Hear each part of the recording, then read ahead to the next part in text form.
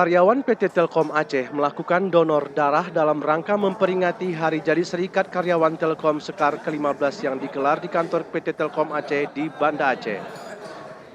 Kerjasama PT Telkom dengan Palang Merah Indonesia cabang Banda Aceh ini menghasilkan puluhan kantong darah yang selanjutnya akan disumbangkan ke PMI sebagai wujud kepedulian sesama.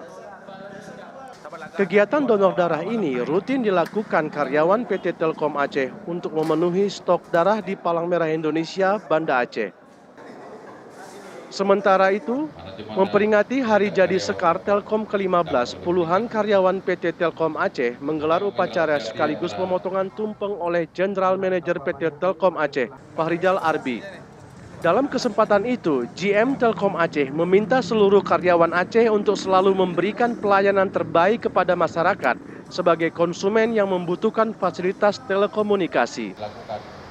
Fahrizal Arbi menyebutkan pada tahun 2015, PT Telkom akan terus memberikan pelayanan terbaik kepada masyarakat seperti mempertahankan pertumbuhan Telkomsel, mengembangkan program telepon, internet dan televisi dalam satu paket IndiHome, dan migrasi dari Telkomplexi ke Telkomsel.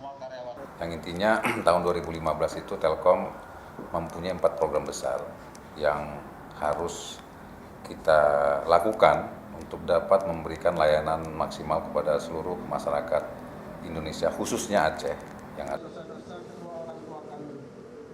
Selain itu, PT Telkom Aceh juga telah mampu menjadikan kota Banda Aceh sebagai Best of the Best Indonesian Digital Society Award.